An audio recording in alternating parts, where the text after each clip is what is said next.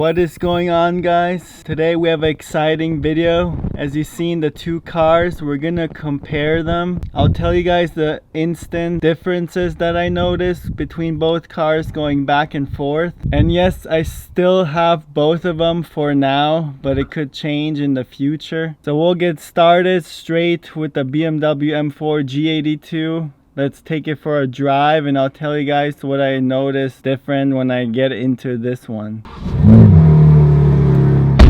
So as we're in each car, we're gonna talk good about the one we're in and bad about the other one that we're not in. But right off the bat, the interior is way nicer on the G82 just because this one has bucket seats. They look cooler. The color inside is more special. And if you look here, the screen, because that's a 2014 there, this is way better with Apple CarPlay. And then you have a nice digital cluster, but I kind of maybe prefer the other one, the analog. This car definitely is comfort over sport compared to GT3. Since we're talking about the M4, the color on the outside is better too, just because it's more special VooDoo Blue. Sure, they have it for these ones too, but you would have to get a GT3 RS. I don't think they have a regular one in VooDoo Blue. So as we're driving, I'll put this torque converter into drive and we're off.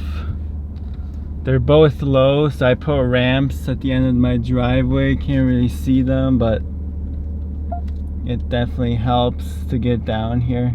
Now the first thing I noticed when I bought this back and I drove it home, it was just way more comfortable driving it.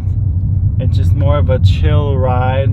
It's not bumpy suspension like the GT3. It's just more of a daily, I guess you can say, because the other one is made more for track than daily. I got to put CarPlay on, just put whatever on, drive comfortably home. And the nice thing is I have flaps on this car, so I can have it really silent. As you can tell right now, flaps are closed, no issues, just quiet. I was able to take calls and just not have to yell or them asking what is that noise in the background.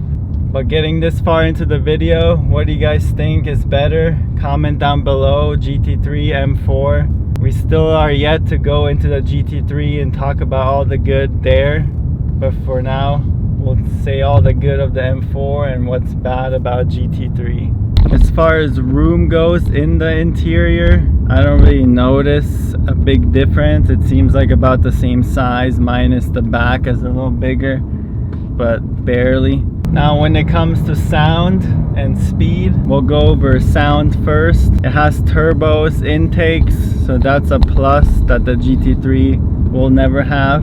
And then for speed,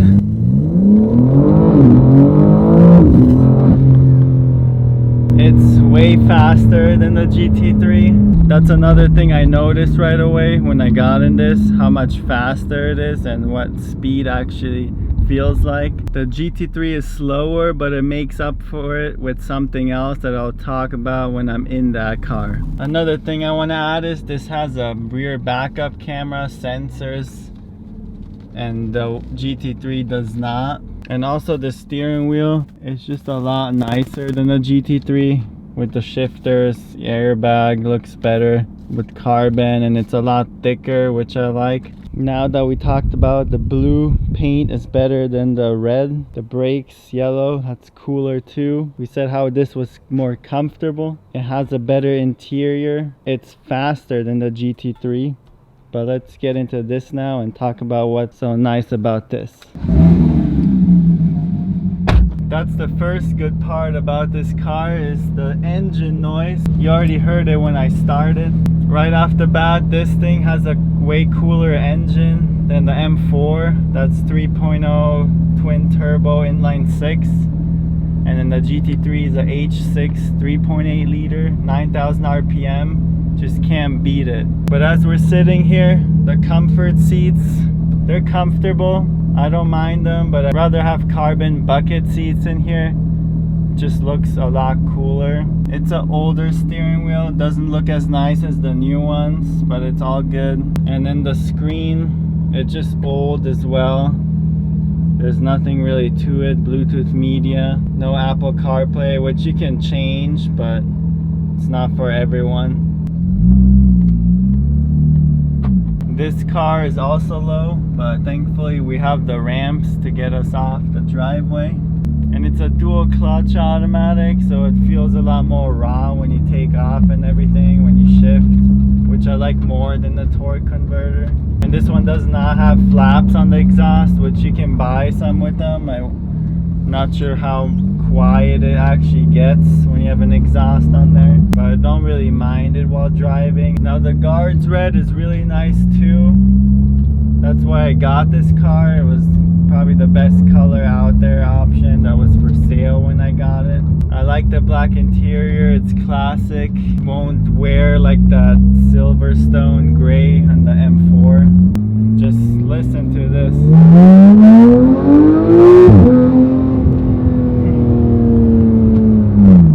The M4 does not do this. The sound just makes up for the lost horsepower. With that being said, it's probably way better on the track. A lot more handling and grip. And what I like more on this car are the wheels. You have the center lock wheels. It looks just a lot better. Another plus for this car is the wing. I just like big wings like the GT3 has. Just looks a lot cooler than the little lip on the M4. It does drone a little bit more than the M4, but it's all up to what exhaust you have on there and what kind of system, valves or not, that you put on. Another amazing thing about the transmission, it just knows exactly what to do. It doesn't stutter, nothing. There's a button, you put in PDK Sport and it just goes. So my opinion on these two cars, if I want a nice raw race car experience, I'm getting into this car. And if I want to have comfort or I want to go really fast with turbos, then I go in the M4. So you can't really compare them at that level. It's just each car has their own character and the job that they do is completely different. Now that you saw both compared, what do you think? GT3 better, M4 better? Let me know down in the comments. Hit that like if you like BMW, Porsche, enjoyed this video. And thank you guys so much for watching. I'll see you in the next video. Peace.